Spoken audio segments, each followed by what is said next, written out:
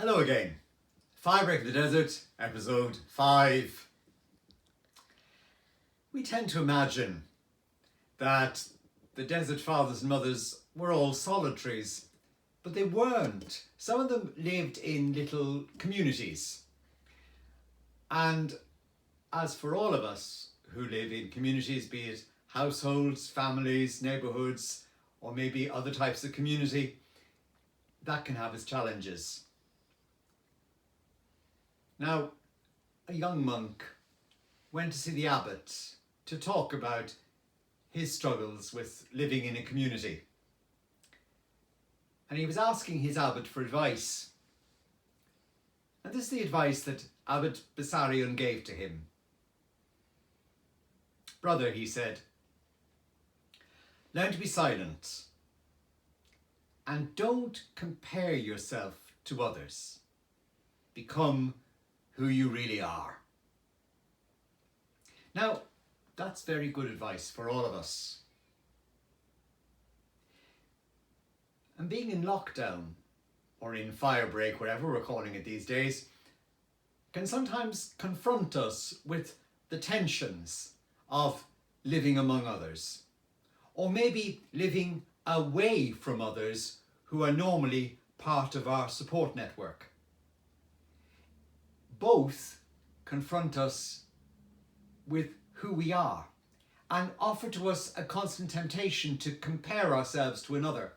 So maybe you might compare yourself to someone who's, you think, better looking than you are, thinner than you are, more muscular than you are, more successful in life than you are, has more money than you have, has more children than you have, seems to have more friends than you have, maybe has a job that you would like to have and you're not happy with one you have or haven't got. It's so easy to compare ourselves to others and do ourselves down as a result.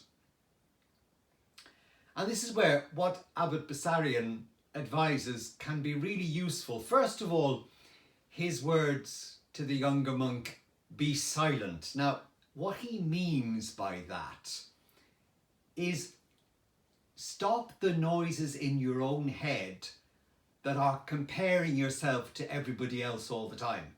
You know, the tape that runs in our heads. Oh, I wish. Oh, she's. Oh, he. Oh, you will be. No, just don't go there. It's the first bit of advice. And then the second is don't measure yourself against others. Just become who you really are. And this is a good thing for us all to sit with at every stage of life, but particularly now, when part of what life is like these days is often confronting ourselves with things that we don't normally spend time thinking about. And some of that isn't always good for us. So it's worthwhile turning it to good by finding out who we really are and learning to like who we are. Why? Because God does. When the abbot is saying to that young monk, become who you really are, he's also hinting at the idea that only God can help us to know our real selves. And he can strengthen all of us to become that real person. Not the one who's living up to others' expectations, not the one who's constantly looking at others and comparing, but just being who we are. And I offer that to you today as a thought from the desert to help you and me now to compare ourselves less and to become who we really are and enjoy it. And God bless you every day.